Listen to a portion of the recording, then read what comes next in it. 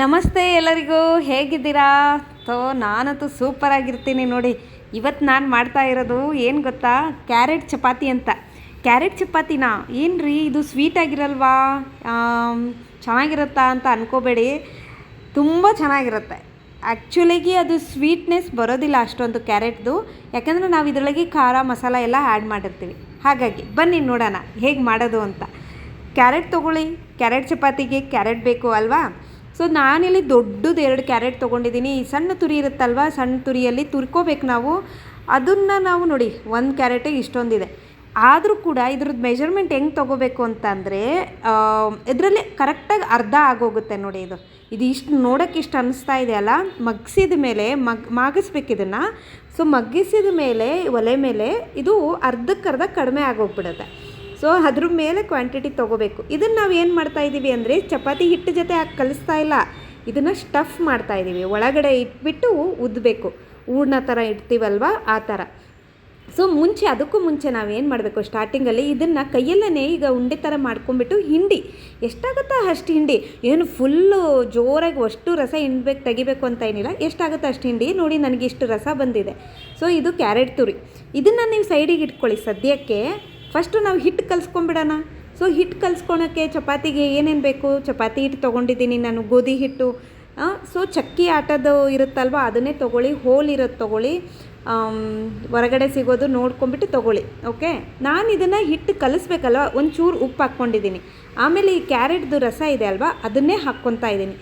ಅದನ್ನು ಕಲಿಸ್ಬೇಕು. ಹೇಗೆ ಕಲಿಸ್ಬೇಕು, ಹದ ಹೇಗಿರಬೇಕು ಗೊತ್ತಾ ನಿಮಗೆ? ಈಗ ಚಪಾತಿ ನಾರ್ಮಲ್ ಚಪಾತಿ ಮಾಡ್ತೀವಲ್ಲ, ಹದ ಇರಬಾರ್ದು, ಇನ್ನೂ ಮೆತ್ತಗಿರಬೇಕು. ಕೈಗೆ ಹಿಂಗೆ ಮುಟ್ಟಿದರೆ ಕೈಗೆ ಸ್ವಲ್ಪ ಅಂಟ್ಕೋಬೇಕು, ಒಂದು ಸ್ವಲ್ಪ ಅಷ್ಟು ಮೆತ್ತಗೆ ಕಲಿಸ್ಬೇಕು. ನಿಮ್ಮ ಕ್ಯಾರೆಟ್ ರಸ ಖಾಲಿ ಆಗೋಯ್ತಾ, ಇನ್ನೂ ಕಲಿಸ್ಬೇಕಾ, ನೀವೇನು ಮಾಡಿ, ನೀರು ಹಾಕ್ಕೊಳ್ಳಿ, ಪರವಾಗಿಲ್ಲ. ಸೊ ಕಲರು ಚೆನ್ನಾಗಿ ಬರುತ್ತೆ. ಅದು ಕ್ಯಾರೆಟ್ ರಸ ಬಿಸಾಕ್ದಂಗೂ ಆಗೋಲ್ಲ, ಕುಡಿಬೋದು ಹಂಗೂ. ಬಟ್ ಇದಕ್ಕೇ ಹಾಕ್ಕೊಂಬಿಡಿ, ಚೆನ್ನಾಗಿರುತ್ತೆ, ಕಲರು ಚೆನ್ನಾಗಿ ಕಾಣಿಸುತ್ತೆ. ಸೊ ಇದನ್ನು ನೆನೆ ಇಟ್ಬಿಡಿ 15 ನಿಮಿಷ ಮಿನಿಮಮ್ಮು. ಸೊ ನೆನೆ ಇಟ್ಬಿಡಿ ಎಷ್ಟೊತ್ತಾದರೂ. ಈ ಕಡೆ ನಾವು ಸ್ಟಫ್ ಮಾಡೋದಕ್ಕೆ ಏನೇನು ಬೇಕೋ ಅದನ್ನು ಮಾಡ್ಕೊಳ್ಳೋಣ. ಒಂದು ಬಾಣಲಿ ತೊಗೊಳ್ಳಿ, ಬಾಣಲಿಯಲ್ಲಿ ಸಾಸಿವೆ ಹಾಕ್ಕೊಳ್ಳಿ. ನಾನಿಲ್ಲಿ ಎಣ್ಣೆ ಯೂಸ್ ಮಾಡೋದಿಲ್ಲ, ಸೊ ಹಾಗಾಗಿ ನಾನು ಎಣ್ಣೆ ಹಾಕೋದಿಲ್ಲ. ಎಣ್ಣೆ ಆರೋಗ್ಯಕ್ಕೆ ಒಳ್ಳೆಯದಲ್ಲ, ಹಾಗಾಗಿ ನಾನು ಎಣ್ಣೆನೇ ಯೂಸ್ ಮಾಡೋದಿಲ್ಲ. ಸೊ ನಿಮಗೆ ಬೇಕು ಅಂತ ಅನಿಸಿದ್ರೆ, ಬೇಕಂದರೆ ಸ್ವಲ್ಪ ಹಾಕ್ಕೊಳ್ಳಿ, ಬಟ್ ನಾನಂತೂ ಎಣ್ಣೆ ಹಾಕ್ಕೊಳಲ್ಲ. ಸಾಸಿವೆ ಹಾಕಿದ್ದೀನಿ. ಸಾಸಿವೆ ಹಾಕಿದ ಮೇಲೆ ಇಲ್ಲಿ ಆ್ಯಕ್ಚುಲಾಗಿ ಸಣ್ಣಗೆ ಹೆಚ್ಚಿರುವಂಥ ಹಸಿಮೆಣ್ಸಿನ್ಕಾಯಿ ಹಾಕಬೇಕು, ನಾನು ಹಾಕಿಲ್ಲ ಇಲ್ಲಿ, ಆಮೇಲೆ ಹಾಕ್ತೀನಿ. ಯಾಕೆ ಅಂತ ಹೇಳ್ತೀನಿ. ಸೊ ಕ್ಯಾರೆಟ್ ಹಾಕ್ಕೊಂಬಿಟ್ಟು ಚೆನ್ನಾಗಿ ಹುರ್ಕೊಳ್ಳಿ, ಒಂದು ಸ್ವಲ್ಪ ಹೊತ್ತು ಟೈಮ್ ಬೇಕಾಗುತ್ತೆ, ಮಗ್ಗುತ್ತೆ ಅದೊಂದು ಸ್ವಲ್ಪ. ಓಕೆ, ಅದಕ್ಕೆ ಉಪ್ಪು ಹಾಕ್ಕೊಳ್ಳಿ. ನಂತರ ಇದಕ್ಕೆ ನಾನು ನೋಡಿ, ಸಾಂಬಾರು ಪುಡಿ ಯಾವುದಾದ್ರೂ ನಿಮ್ಮದು ಮನೆಯಲ್ಲಿ ಯಾವ ಸಾಂಬಾರು ಪುಡಿ ಇದೆಯೋ ಅದನ್ನು ಒಂದು ಅರ್ಧ ಟೀ ಸ್ಪೂನು ಅಂತ ಹಾಕ್ಕೊಳ್ಳಿ. ಓಕೆ, ಇದಕ್ಕೆ ಚಾಟ್ ಮಸಾಲನೂ ಕೂಡ ಹಾಕ್ಬಹುದು, ನಿಮ್ಮ ಇದ್ರೆ ಹಾಕಿ ಚೆನ್ನಾಗೂ ಇರುತ್ತೆ. ಅದು ನಾನು ಜಾಸ್ತಿ ಯೂಸ್ ಮಾಡಲ್ಲ, ಹಾಗಾಗಿ ಹಾಕಿಲ್ಲ. ಚಾಟ್ ಮಸಾಲ, ಗರಂ ಮಸಾಲ ಕೂಡ ಹಾಕ್ಬೋದು, ಹಿಂಗೆ 2. ಸೊ ನಾನಿಲ್ಲಿ ಏನು ಮಾಡ್ತಾಯಿದ್ದೀನಿ ಅಂದರೆ, ಇದು ನನ್ನ ಮಗಳಿಗೆ ಒಂದು ಸ್ವಲ್ಪ ತೆಗ್ದಿಡ್ತಾ ಇದ್ದೀನಿ. ನನ್ನ ಮಗಳ ಟಿಫನ್ ಬಾಕ್ಸಿಗೂ ಇದನ್ನೇ ಕೊಡ್ತೀನಿ, ನನ್ನ ಗಂಡಂಗೂ ತಿಂಡಿ ಇದನ್ನೇ ಕೊಡ್ತೀನಿ. ಸೊ ನೋಡಿ, ನಾನು ಒಂದು ಸ್ವಲ್ಪ ತೆಗೆದಿಟ್ಬಿಟ್ಟು ಆಮೇಲೆ ನಾನು ಹಸಿಮೆಣ್ಸಿನ್ಕಾಯಿನ ಹಾಕ್ತಾಯಿದ್ದೀನಿ. ಹಸಿಮೆಣ್ಸಿನ್ಕಾಯಿ ಅಂದ್ರೂ ನಾನಿಲ್ಲಿ ಆಮೇಲೆ ಹಾಕಬೇಕಲ್ವ, ಏನಾಗುತ್ತೆ, ನಾನು ಏನು ಮಾಡ್ತೀನಿ ಅಂದರೆ, ಹಸಿಮೆಣ್ಸಿನ್ಕಾಯಿನ ನಾನು ಬಿಸಿಲಲ್ಲಿ ಒಣಗಿಸ್ಕೊಂಬಿಟ್ಟು ಅದನ್ನು ಪುಡಿ ಮಾಡಿ ಇಟ್ಕೊಂಬಿಟ್ಟಿರ್ತೀನಿ. ಯಾಕೆ ಅಂತಂದರೆ, ಇದು ಕೊನೆಗೆ ಹಾಕಬೇಕಾಗಿರುತ್ತೆ ನನಗೆ. ಎಷ್ಟೊಂದು ಸತಿ ನನ್ನ ಮಗಳಿಗೆ ಅರ್ಧ ತೆಗೆದ್ಬಿಟ್ಟು ಅವರಿಗೆ ಹಾಕಬೇಕಾಗಿರುತ್ತೆ. ಅದಕ್ಕೆ ನಾನು ಈ ಥರ ಟ್ರಿಕ್ ಮಾಡ್ಕೊಂಡಿದ್ದೀನಿ. ಖಾರ ಪುಡಿ ನಾನು ಯೂಸ್ ಮಾಡಲ್ಲ, ಆಗ ಜಾಸ್ತಿ ಹಸಿಮೆಣ್ಸಿನ್ಕಾಯಿನೇ ಯೂಸ್ ಮಾಡೋದು. ಈ ಥರ ಮಾಡ್ತೀನಿ. ಕೈ ಆಡಿಬಿಟ್ಟು ಅದನ್ನು ಸೈಡಿಗೆ ಇಡಿ, ತಣ್ಣಗೆ ಆಗಬೇಕು ಒಂದು ಸ್ವಲ್ಪ. ಓಕೆನಾ?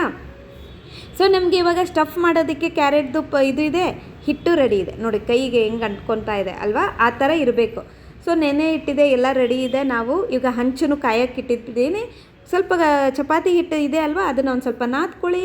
ಆಮೇಲೆ ನೋಡಿ, ಈ ಥರ ಕೈಯಲ್ಲಿ ಏನು ಮಾಡಬೇಕು ಅಂದರೆ, ಒಂದು ಸ್ವಲ್ಪ ಕೈಯಲ್ಲಿ ಅಗಲ ಮಾಡ್ಕೋಬೇಕು, ಹಿಟ್ಟು ಹಚ್ಕೊಳ್ಳಿ. ಸ್ಟಾರ್ಟಿಂಗಲ್ಲೇ ಸ್ವಲ್ಪ ಹಿಟ್ಟು ಹಚ್ಕೊಳ್ಳಿ. ನೀವು ಹಿಟ್ಟು ಎಷ್ಟು ಬೇಕಾದರೂ ಹಚ್ಕೋಬೋದು, ಒತ್ತಿಟ್ಟು ಅಂತೀವಲ್ಲ, ಸ್ವಲ್ಪ ತಕ್ಕೊಳ್ಳಿ ತಟ್ಟೆ ಒಳಗೆ. ಓಕೆ, ಗೋಧಿ ಹಿಟ್ಟನ್ನೇ ಅದನ್ನು ಈ ಥರ ಸ್ವಲ್ಪ ಸ್ಪ್ರೆಡ್ ಮಾಡಿಕೊಂಡು, ನಾವು ಹೂರ್ಣ ಹೇಗೆ ಮಾಡ್ತೀವಿ ನೋಡಿ ಹೋಳಿಗೆಗೆ, ಅದೇ ಥರ. ಈಗ ಆಲೂ ಪರೋಟನೂ ಮಾಡ್ತೀರಾ ಅಂದ್ಕೊಳ್ಳಿ, ಸೇಮ್ ಅದೇ ಥರನೇ. ಈ ಥರನೇ ಮಧ್ಯದಲ್ಲಿ ಇಟ್ಬಿಟ್ಟು ಮೇಲ್ಗಡೆ ಮುಚ್ಕೊಳ್ಳಿ. ಇದಕ್ಕೆ ಮತ್ತೆ ಹಿಟ್ಟನ್ನು ಹತ್ಕೊಂಡ್ಬಿಟ್ಟು ಹಿಟ್ಟಲ್ಲಿ ಹಿಂಗೆ ಹಿಂದೆ ಮುಂದೆ ಎರಡೂ ಕಡೆ ಹತ್ಕೊಂಡ್ಬಿಟ್ಟು ಚಪಾತಿ ಥರ ಉದ್ಕೊಳ್ಳಿ. ಉದ್ದಬೇಕಾದ್ರೂ ಮಧ್ಯೆ ಮಧ್ಯೆ ಹಿಟ್ಟು ಹಾಕ್ಕೊಳ್ಳಿ, ಇಲ್ಲಾಂದರೆ ಮಣೆ ಇದೆಯಲ್ಲ ಮಣೆಗೆ ಹತ್ಕೊಂಡ್ಬಿಡುತ್ತೆ. ಇಲ್ಲಾಂದರೆ ನೀವು ಉದ್ದು ಒಂದು ಇದು ಅಂತೀರಲ್ಲ, ನಾವು ಲತ್ತುಡಿ ಅಂತೀವಿ, ಒಬ್ರೊಬ್ರು ಒಂದೊಂದು ಥರ ಅಂತಾರೆ, ರೋಲಿಂಗ್ ಪಿನ್. ಸೊ ಅದಕ್ಕೂ ಹತ್ಕೊಳ್ಳೋ ಸಾಧ್ಯತೆ ಇರುತ್ತೆ. ಹಿಟ್ಟು ಹಾಕ್ಕೊಂಡು ಉದ್ಕೊಳ್ಳಿ.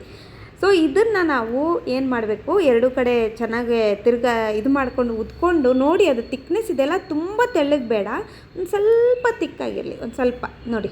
ಇಷ್ಟು ನಾನು ಮಾಡಿದ್ದೀನಿ.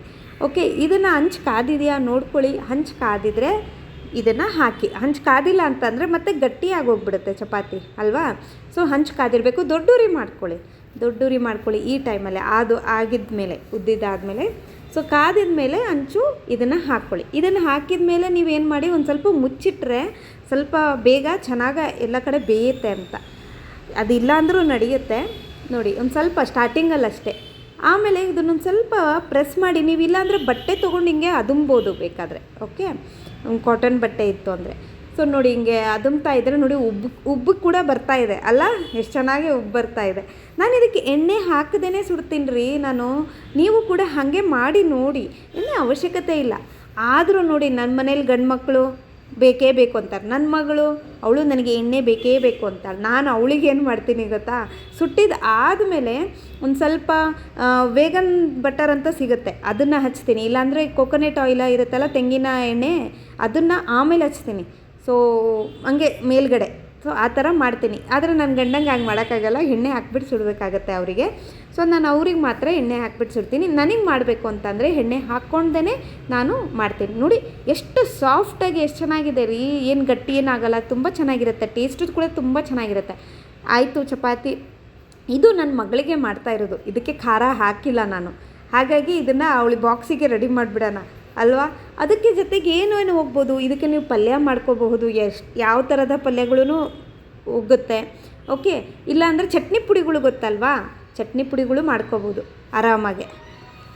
ಸೊ ನನ್ನ ಮಗಳಿಗೆ ಕೊಡ್ತಾ ಇರೋದು ನಾನು ಶೇಂಗಾ ಚಟ್ನಿ ಪುಡಿ ಹಾಗೂ ಗುರೆಳ್ಳು ಚಟ್ನಿ ಪುಡಿ. ಗುರೆಳ್ಳು ಅಂತ ಅಂದರೆ ನಿಮಗೆ ಗೊತ್ತಿರಬೇಕಲ್ಲ, ನಮ್ಮ ಗುರ್ಷೆಳ್ಳು ಅಂತಾರೆ, ಗುರೆಳ್ಳು ಅಂತಾರೆ. ಸೊ ಒಬ್ರೊಬ್ಬರು ಒಂದೊಂದು ರೀತಿಯಲ್ಲಿ ಕರೀತಾರೆ ಕರ್ನಾಟಕದಲ್ಲಿ. ಸೊ ಇದು ಗುರೆಳ್ಳು ಪುಡಿ, ಇದು ನಾವು ಗುರೆಳ್ಳು ಪುಡಿ ಅಂತೀವಿ. ಸೊ ಇದು ತುಂಬ ಚೆನ್ನಾಗಿರುತ್ತೆ, ಟೇಸ್ಟಿಯಾಗಿರುತ್ತೆ.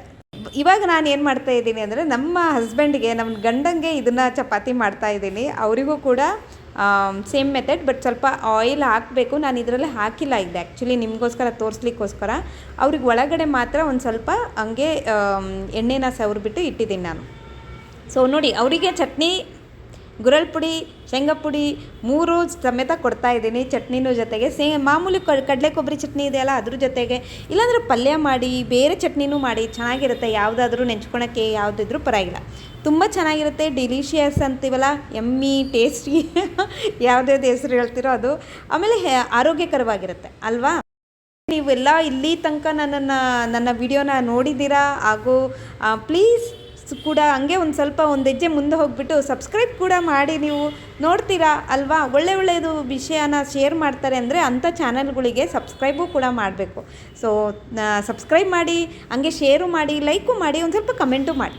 ಓಕೆ, ಸಿಗೋಣ ಮತ್ತೊಂದು ವಿಡಿಯೋದಲ್ಲಿ. ನಮಸ್ತೆ.